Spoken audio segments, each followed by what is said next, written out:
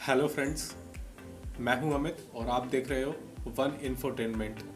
आज का हमारा जो वीडियो है वो है उत्तराखंड फ्लड्स के ऊपर। अभी जो चमोली डिस्ट्रिक्ट में जो ग्लेशियर फटा है, जिसकी वजह से जो एक साथ जो पानी है ग्लेशियर का वो नीचे आया और डैम टूट गया और उसमें काफ़ी सारे लोग बह गए। न्यूज़ तो ये बहुत बैड न्यूज़ है और my deeply condolences to them those who lost their loved once.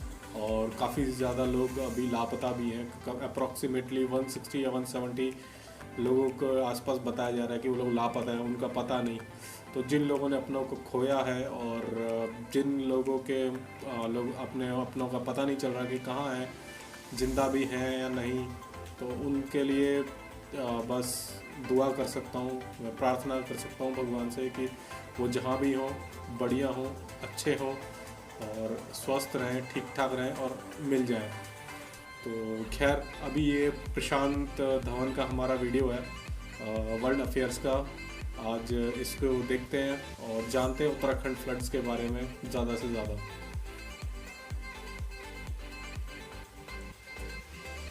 नमस्कार दोस्तों, वेलकम टू वर्ल्ड अफेयर्स। मैं हूँ प्रशांत धवन और ये दुखद दृश्य आपके सामने जो है ये है फ्रॉम उत्तराखंड। क्या बोलूँ अब मैं, बहुत ही बड़े स्केल पे यहाँ पे बाढ़ आई है। कई लोग मारे जा चुके हैं, कई लोग मिसिंग हैं। जो रिपोर्ट सामने आई है वो ये बता रही हैं कि 150 लोग अभी भी मिसिंग है। I hope and pray for the people of Uttarakhand. मैं उम्मीद करता हूँ आप सब लोग भी प्रे करेंगे for the people of Uttarakhand.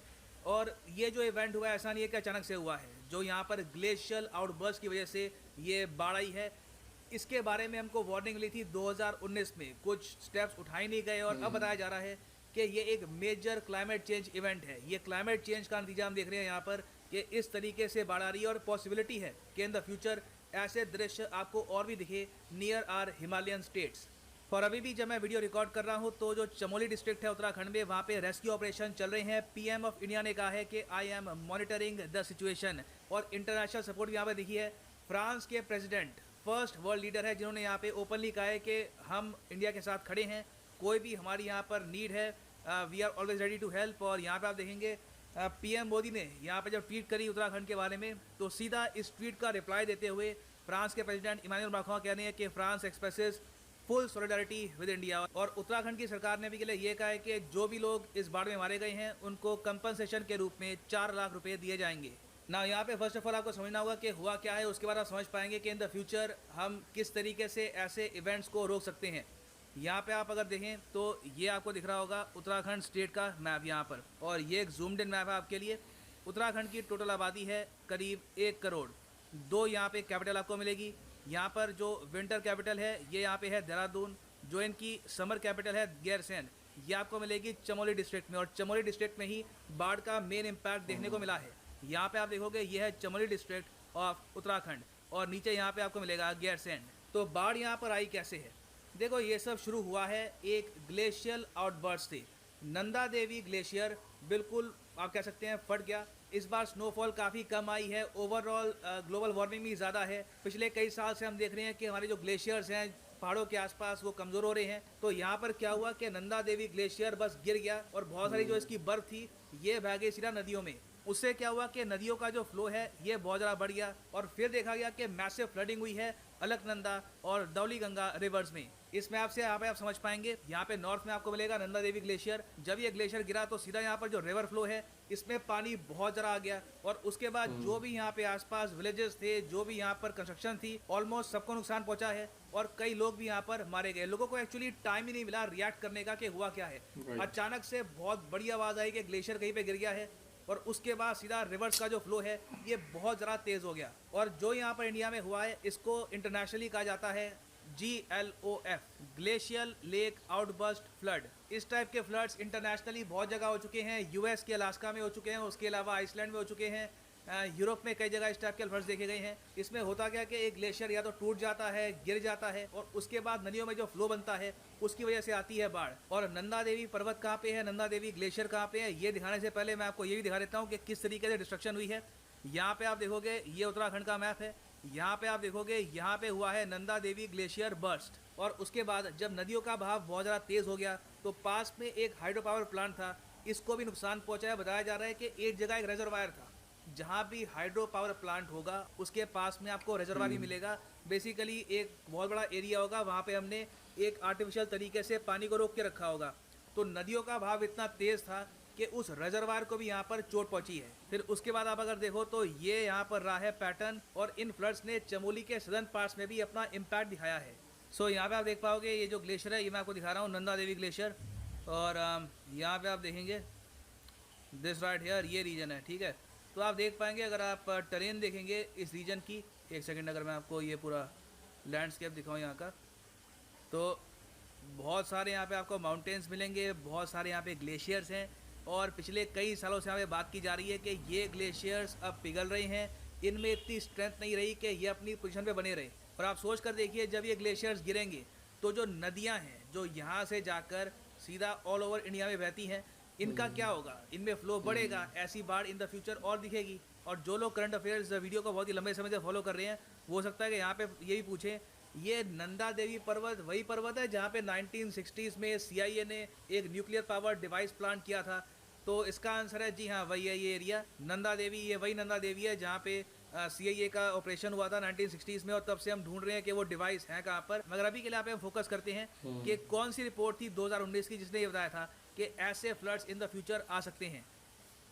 2019 में यहाँ पे आप देख पाएंगे, द इकोनॉमी टाइम्स का आर्टिकल है, 2019 में एक स्टडी हुई थी जहाँ पे बताया गया था कि हिमालयन ग्लेशियर्स बहुत ही तेज़ी से मेल्ट कर रहे हैं। मुझे अच्छे से याद है, ये जर्नल साइंस एडवांसेस ने पब्लिश करी थी ये रिपोर्ट, और उस वक्त काफ़ी इस पर आर्टिकल्स आए थे, मगर लोगों ने इसको इग्नोर कर दिया था। आज के समय आप अगर देखो, पिछले 2 साल से इतनी रिपोर्ट्स आई हैं कि glaciers are melting, global warming is reality. मगर हम ऐसे मान के चलते हैं कि ठीक है, जो भी होगा अभी टाइम है, 30-40 साल बाद इसका जो बड़ा इम्पैक्ट है कि ओशंस ज़रा विस्तार करेंगे, हमारा कोस्टल एरिया कम हो जाएगा, वो तब देखी जाएगी। अभी के लिए इतनी कोई अलार्मिंग बात है नहीं। मगर यहाँ पे आप देखेंगे, पहली बार हम देख रहे हैं कि इसका इम्पैक्ट कैसा होगा, किस तरीके से जब ग्लेशियर्स पिघलना शुरू कर देंगे, जब ग्लेशियर्स कमज़ोर हो जाएंगे और ये गिरेंगे सीधा नदियों में, तो कैसे बाढ़ आएगी हमारी नॉर्दर्न स्टेट्स में। और इस रिपोर्ट में इन्होंने बताया था कि किस तरीके से पिछले 40 साल में नेपाल, भूटान, चाइना, इंडिया के आसपास जो ग्लेशियर्स हैं ये पिघल रहे हैं, और ग्लेशियर्स पिघलने की जो स्पीड है ये लगातार बढ़ती जा रही है। जितना ग्लेशियर्स पिछले 30-40 साल में नहीं पिघले, उससे ज़्यादा पिछले 10 साल में पिघल रहे हैं। और अभी भी हम देख रहे हैं कि इंडिया, चाइना और इवन बहुत सारी और जो डेवलपिंग कंट्रीज हैं आसपास, अभी भी बहुत सारे कार्बन एमिशंस एमिट कर रही हैं, फॉसिल फ्यूल्स का यूज़ कर रही हैं। और इन द फ्यूचर मैं आपको बता रहा हूँ, इसका बहुत ही बड़ा नुकसान हमको फेस करना पड़ेगा। ऑलरेडी आप अगर देखो तो भारत में बहुत सारे एकेडमिशियंस हैं जो कह रहे हैं कि ये अपने आप में एक क्लाइमेट चेंज इवेंट लग रहा है। पहली बार हम देख रहे हैं बड़े स्केल पर कि क्लाइमेट चेंज इवेंट कैसे होता है। इससे पहले जो 2013 में हुआ था उत्तराखंड में, वो कम्प्लीटली डिफरेंट था, वहाँ पे बादल फटा था, वो कम्प्लीटली डिफरेंट इवेंट था। ये एक जेन्युइन केस है क्लाइमेट चेंज इम्पैक्ट का। तो इस अनफॉर्चुनेट इवेंट से हम क्या सीख सकते हैं? देखिए, पहला तो मैं यहाँ पे यही कहूँगा, India properly Paris climate agreement को फॉलो कर रहा है। हमारी ड्यूटी अब ये बनती है कि दुनिया में जो बाकी कंट्रीज़ हैं वो भी पेरिस क्लाइमेट एग्रीमेंट को प्रॉपरली फॉलो करें। दूसरी बात यह है, यहाँ पे अब हमको सोचना होगा कि उत्तराखंड, हिमाचल प्रदेश, इवन मैं कहूँगा लद्दाख के आसपास जो भी हमारे वाटर रिजर्वायर्स हैं, जहाँ पे हमारे डैम्स हैं, जहाँ पे हम पानी स्टोर करके रखते हैं, क्या ये मजबूत हैं, क्या ये स्ट्रॉन्ग है? क्योंकि हमें पता नहीं है कि अगली बार ऐसा कब होगा।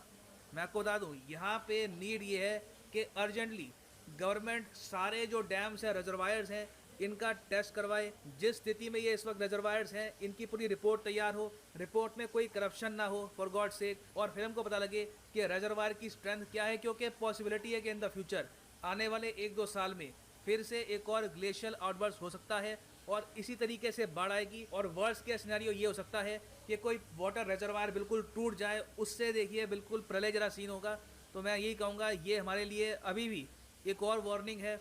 कई लोगों की जाने गई हैं, बहुत नुकसान हुआ है, मगर मैं कहूँगा इन द फ्यूचर और भी ख़राब चीज़ें हो सकती हैं अगर हम लेसन नहीं लेते इस पर्टिकुलर इवेंट से। नावी के लिए अगर हम बात करें तो हमेशा की तरह एक पॉजिटिव साइड यहाँ पे देखने को मिली है from the Indian armed forces. Indian army अभी भी एक ऑपरेशन कैरी आउट कर रही है कुछ वर्कर्स को छुड़वाने का फ्रॉम अ टनल। यहाँ पे आप देखोगे एक टनल से ये कोशिश कर रहे हैं कि कुछ लोग बाहर निकले, और उसके अलावा ITBP के जो जवान हैं, इन्होंने भी यहाँ पे बहुत अच्छा काम किया है, आम लोगों की जान बचाई है, उनको सप्लाईज प्रोवाइड करी है। तो नेशनल डिजास्टर रिस्पांस फोर्स और उसके अलावा Indo Tibetan border police, both of them have done a tremendous job. और फाइनली यहाँ पे मैं यही ऐड करना चाहूँगा pray for the people of Uttarakhand. और प्रे करने के अलावा मैं आप सबसे ये भी रिक्वेस्ट करूँगा कि क्लाइमेट चेंज के इशू के बारे में ऑनलाइन जहाँ भी आप चाहें अवेयरनेस फैलाएं।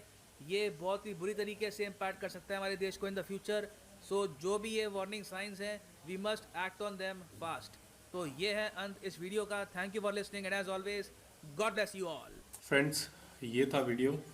खैर, ओवरऑल जो वीडियो है वो यही है कि ये बेसिकली जो क्लाइमेट चेंज हुआ है, ग्लोबल वार्मिंग की वजह से हुआ है। ये ग्लेशियर नंदा देवी जो ग्लेशियर अभी फटा है, और अभी आर्मी, एयरफोर्स, आईटीबीपी और एनडीआरएफ की टीमें लगी हुई हैं, रेस्क्यू कर रही हैं। कंटिन्यू फूड सप्लाई दी जा रही है लोगों को जहाँ पे भी अफेक्टेड एरिया है। काफ़ी फास्ट वो काम कर रहे हैं। और जो रावत जी हैं, जो चीफ मिनिस्टर हैं उत्तराखंड के, वो भी कंटिन्यू दौरा कर रहे हैं। पीएम मोदी ने भी ट्वीट किया कि मेरी नज़र बनी हुई है। और विदेशों से भी काफ़ी ट्वीट्स आ रहे हैं, जैसे इमैनुअल मैक्रो ने किया है कि अगर हमारी कोई भी ज़रूरत है तो हम तैयार हैं। ये तो खैर बाद की बात हुई। और उत्तराखंड जो चीफ मिनिस्टर है उसने भी बोल दिया है कि जो भी जिनकी भी मतलब डेथ हुई है उनको 5 लाख रुपीज़ दिए जाएंगे। बट मेरा मानना ये है कि रुपीज़ से किसी की डेथ, किसी की लाइफ को कंपेयर नहीं किया जा सकता। वो तो सिर्फ एक कहते हैं ना, एक छोटा सा मलहम टाइप कुछ कह लो, उससे ज़्यादा कुछ नहीं। जिनकी जान चली गई वो जान तो रुपयों से वापस नहीं आएगी।